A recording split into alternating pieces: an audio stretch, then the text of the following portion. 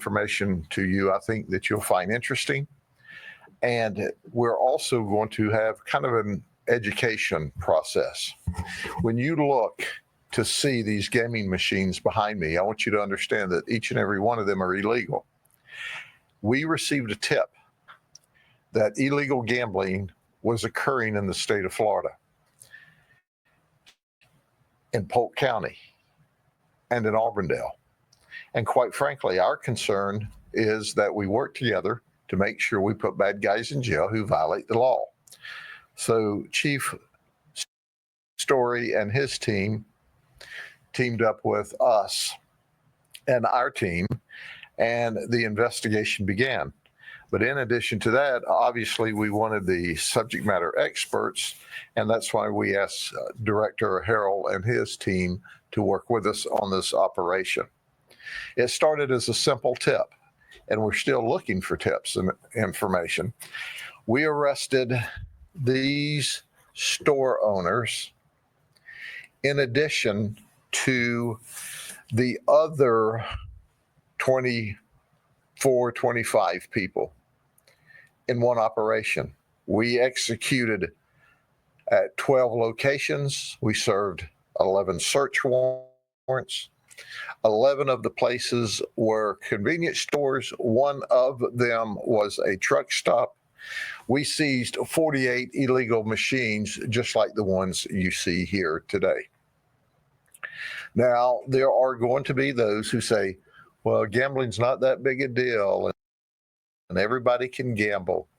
Let me tell you clearly and unequivocally that not only are these gambling machines illegal, but they're ripping off the people that gamble with them. There's no professional oversight. There's no rules and regulations or state law oversight. There is a percentage, and I'll let our director get into it deeper. There's a percentage of payoff that's mandated by law. Not so with these machines. So while this is all going on, we also determined that 5 illegal aliens were involved. In fact, one of them actually owns a store. That's right. He's here in the country illegally, and he owns one convenience store, and his wife owns another convenience store. So it's important to understand that if this was legal, if they even thought it was legal, explain to me why a large percentage of these folks were hiding them in back rooms, and why they wouldn't allow people to go there unless they were sure or thought they were sure that they weren't law enforcement officers. Well, our detectives, who are the very best, teamed up with Chief Story's detectives, who are the very best, and we went undercover throughout Polk County. And we won at some of these games, and we lost at some of these games. And we determined that this operation certainly violated the law. When we hit our search warrants yesterday, we seized over $100,000 of illegal money in cash. And guess where that $100,000 of money in illegal cash came from? It came from hardworking folks. And we can't prove that children didn't participate because there's no rules, there's no regulation, there's no oversight, there's no monitoring of this operation. It's not fair play. So even if you believe in gambling, there's all kinds of legal ways to gamble. You can sit at home and play penny poker legally with your friends, but you can't engage in illegal gambling where you are ripping off the community. It's not fair play. Now, one of the people that was selling these items was Kenneth Halstead. He's 63. He's from South Carolina. That's right. He sold the machines to 2 of the locations, but not all of the locations. And it's important to understand that these machines are coming in from other areas of the world, and that there are many people that are selling or just delivering these machines. And we'll bring them to you, we'll set it up, we'll do all the maintenance, we'll give you 40% of the proceeds. If you do that, if you allow this machine into your establishment, your private establishment or your public establishment, understand one thing: you're violating the law. Understand another thing: our detectives are going to investigate you. Understand another thing: we're going to run through you like a dose of salts through a widow woman. You're not going to violate the law in this county. Now, there was a sheriff in another county that was taking payoffs for this, and it got him locked up under racketeering laws. It was similar to this. These are just part of what he was involved in. He embarrassed all law enforcement across this state, but he went to jail because right always prevails. Well, this is an example today for him of what he should have been doing. He should have been seizing the gambling devices, not being paid off by a bunch of crooks. He'll get his day in court. So let me turn this over for just a minute, and then we'll take your questions to our Director of Law Enforcement, Carl Harold. Thank you. My name is Carl Harold. I'm the Director of Law Enforcement at the Florida Gaming Control Commission. First, I want to thank the Sheriff and Chief Story for the partnership that we have with them, the fantastic law enforcement professionals that they have working for them, and the fantastic work they've done. We appreciate this opportunity to be a part of this and help eradicate all these illegal slot machines and other gambling devices that are across the state of Florida. Much like what the sheriff has said, these machines are illegal. If there are only 8 locations that are regulated by the state of Florida where you can actually play slot machines, and those are 4 in Broward County and 4 in Miami-Dade County. If you see devices like these anywhere else except at those 8 locations and on tribal property, you are witnessing something that's illegal. Please do not participate in giving your money away to these individuals. Player protections, you're going to lose, and you're going to devastate your family. We get reports all the time in Tallahassee at our office of people that have had family members who can't seem to stay away from these locations, and it's having such a negative effect on family where they're unable to take care of their children, unable to pay rent, and these devices are nothing more. So stay away from them. These locations are also a connection with crime, secondary crime. We've had armed robberies. We've had murders across the state taking places at these locations. They're not a good place for you to be if you want to stay safe. And then lastly, if you're a business owner and you're renting to these individuals, you're breaking the law as well, and you need to stop renting property to folks that are running these types of machines. So that's pretty much all I wanted to say. Thank you, Sheriff. Chief Story said he would just stand there and support me today, but Chief, it's a safe bet that they're going to jail if they violate the law and illegally gamble. So listen, here's a word to the wise. If you're any place in the state of Florida, and particularly in Polk County, and you're tied up with anybody who's leasing, loaning, giving you this for free money, get rid of it today, because if we get there, it's a safe bet you're going to jail. And it's a safe bet we're going to take the instruments. And it's a safe bet that we're going to take the money. It's against the law. Now, there's always a few village idiots that think we ought to be doing something more important. Well, I can tell you this. When you don't deal with quality of life crime, other crimes follow. And I think the director made that abundantly clear. Robberies, murders, assaults. So this is quality of life crimes here that we're solving. Okay, any questions? Sheriff, are any of these locations affiliated with one another? Are they all independent? Well, for example, there are two locations,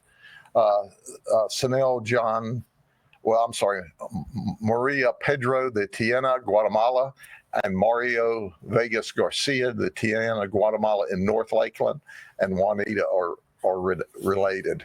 Those two are, but the others are independent operators. And quite frankly, what happens is someone like Kenneth comes in and he says, hey, if you'll let me put these machines in your store for free, won't cost you a penny, we'll give you 40% of the proceeds or 35% of the proceeds. And they think, well, heck, it'll bring customers to the store to spend other money. I'm going to make money off of their gambling, whether they know it or not. These gambling machines that are illegal are rigged up. So your winning odds are low. Your percentage of return is low. You're being ripped off as a gambler. So even if you like to gamble and you do this, guess what? You lose. You lose.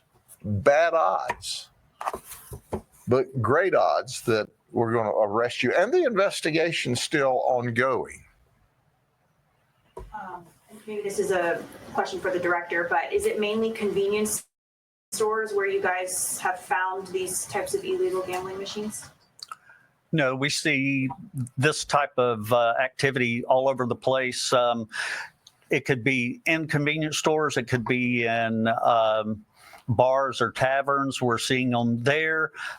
We're seeing full-fledged illegal casinos in many parts of the state where there's no other business other than illegal gambling going on. And those locations are typically in strip malls or other types of locations. And those folks may have up to 200 or 300 machines in there operating. So it's a problem that has found its way in every facet of the state of Florida. And, you know, it's just wherever there's an opportunity, these folks try and leverage that.